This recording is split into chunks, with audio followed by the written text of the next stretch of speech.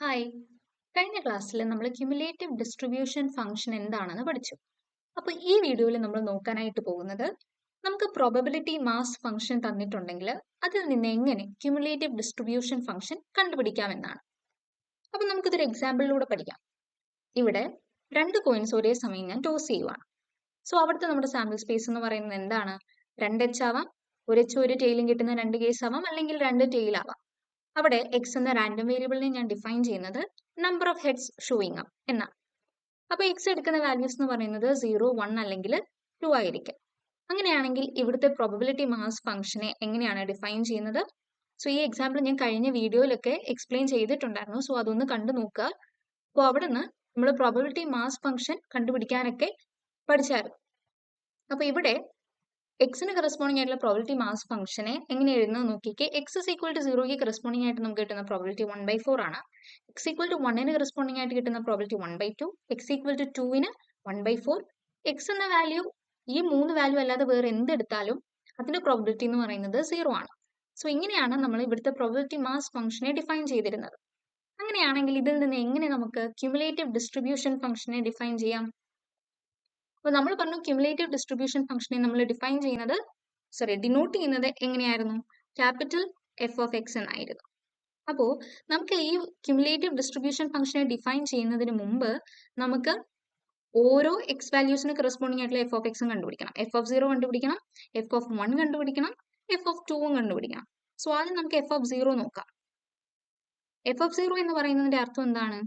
നമുക്കറിയാം F of എക്സിനെ നമ്മൾ define ചെയ്തത് probability of X less than or equal to small X എന്നായിരുന്നു. So F of 0 എന്ന് പറഞ്ഞാൽ അതിന്റെ അർത്ഥം എന്താ?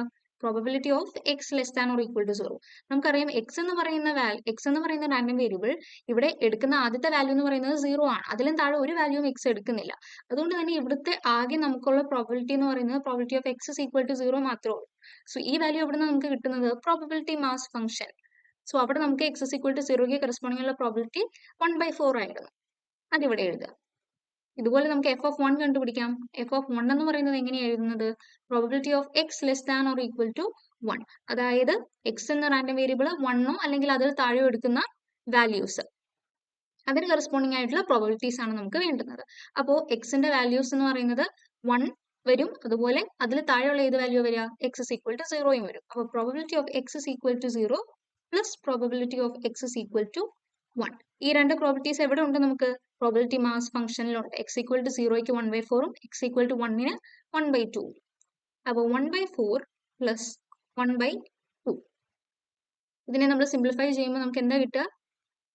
3/4 എന്ന് നമുക്ക് കിട്ടും. ഇനി എഫ് ഓഫ് 2നെയും കൂടി നമുക്ക് ഡിഫൈൻ ചെയ്യണം. എഫ് ഓഫ് 2 എന്ന് പറയുന്നത് എന്താ വരുന്നത്? F of 2 is equal to probability of X less than or equal to 2 ആണ്.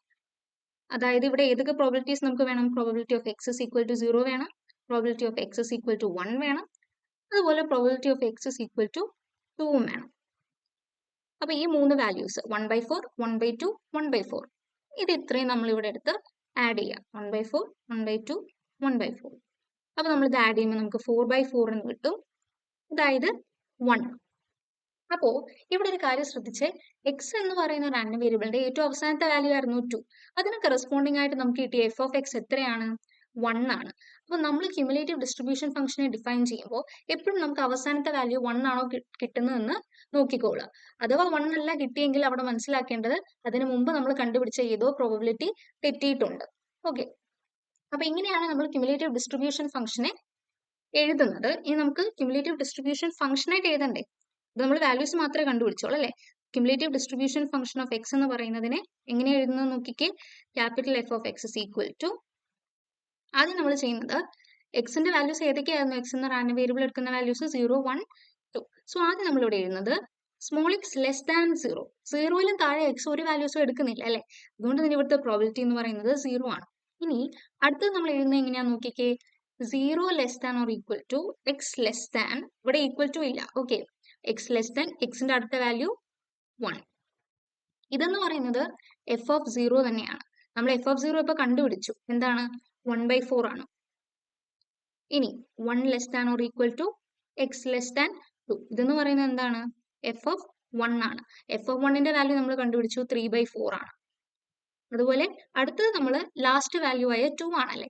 അപ്പൊ അവിടെ നമ്മൾ ചെയ്യുന്നത് X greater than or equal to 2 എന്ന് പറഞ്ഞാൽ എഫ് ഓഫ് 2 തന്നെയാണ്. അതിന് കറസ്പോണ്ടിങ് ആയിട്ടുള്ള വാല്യൂ എന്തായിരുന്നു?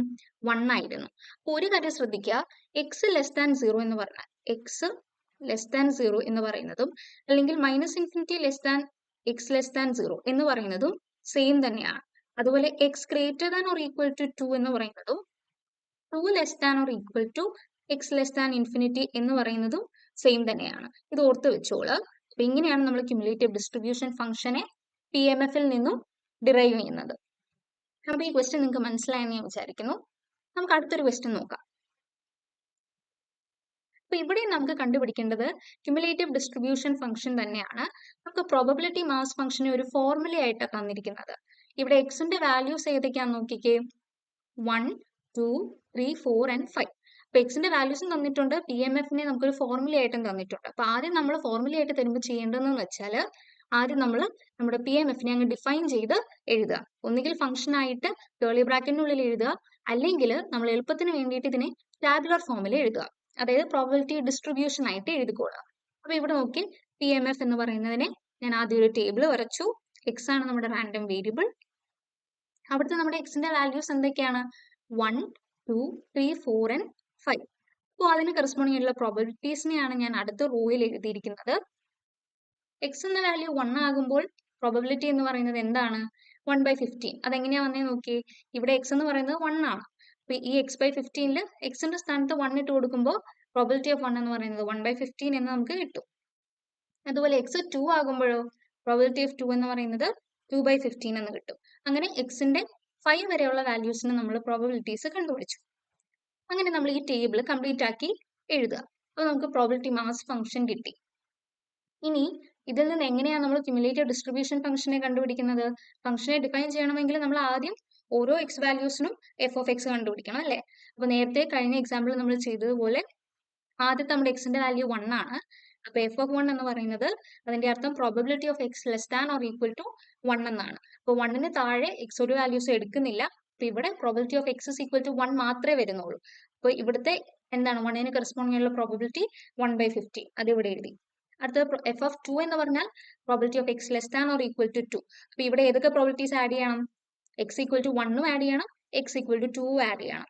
അതാണ് 1/15 പ്ലസ് 2/15 എന്ന് എഴുതിയിരിക്കുന്നത്. അപ്പോൾ അവിടുത്തെ ആൻസർ 3/15. അപ്പൊ ഇങ്ങനെ തന്നെ നമ്മൾ എഫ് ഓഫ് 3ഉം എഫ് ഓഫ് 4ഉം എഫ് ഓഫ് 5ഉം കണ്ടുപിടിക്കുക. ഒരു കാര്യം ശ്രദ്ധിച്ചേ, ഇവിടെ നമ്മുടെ എക്സിന്റെ ഏറ്റവും അവസാനത്തെ വാല്യൂ എന്ന് പറയുന്നത് 5 ആണ്.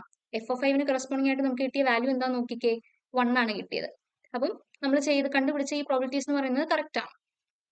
അങ്ങനെയാണെങ്കിൽ നമുക്കിനി ക്യുമുലേറ്റീവ് ഡിസ്ട്രിബ്യൂഷൻ ഫംഗ്ഷനെ എങ്ങനെ ഡിഫൈൻ ചെയ്യാം? ഇവിടെ ഞാൻ ഫംഗ്ഷനായിട്ട് എഴുതുന്നതിന് പകരം എളുപ്പത്തിന് വേണ്ടി ടേബിൾ ആക്കിയാണ് എഴുതിയിരിക്കുന്നത്. അപ്പൊ ഇങ്ങനെ നമുക്ക് ചെയ്യാനായിട്ട് പറ്റും. അപ്പൊ ആദ്യം നമ്മൾ എക്സ് എഴുതി, എക്സ് എടുക്കുന്ന വാല്യൂസ് എഴുതി, അതിനുശേഷം എഫ് ഓഫ് എക്സ് എന്ന് എഴുതി. മറക്കരുത്, പി ഓഫ് എക്സ് എന്ന് എഴുതരുത്, അത് പ്രോബബിലിറ്റി മാസ് ഫംഗ്ഷനെ ഡിനോട്ട് ചെയ്യുന്നത് ആണ്. എഫ് ഓഫ് എക്സ് എന്ന് പറയുന്നത് എന്താണ്? ക്യുമുലേറ്റീവ് ഡിസ്ട്രിബ്യൂഷൻ ഫംഗ്ഷനെ ഡിഫൈൻ ചെയ്യുന്നതാണ്. സോ എഫ് ഓഫ് എക്സിനെ നമ്മൾ ഇവിടെ എഴുതി. അതിനുശേഷം എഫ് ഓഫ് 1ന് കറസ്പോണ്ടിങ് ആയിട്ട് നമ്മൾ കണ്ടുപിടിച്ച എഫ് ഓഫ് എക്സ് വാല്യൂ എന്തായിരുന്നു? എഫ് ഓഫ് 1 എന്ന് പറയുന്നത് 1/15. അതുപോലെ 2ന് കറസ്പോണ്ടിങ് ആയിട്ട് 3/15. അങ്ങനെ 5 വരെ ഉള്ളതിന് നമ്മളിവിടെ എഴുതി. അപ്പൊ നമുക്ക് ടേബിളിൽ ഏറ്റവും അവസാനം എന്താണ് കിട്ടിയത്? 1 എന്നും കിട്ടി. അപ്പോൾ ഇത് കറക്റ്റ് ആണ്.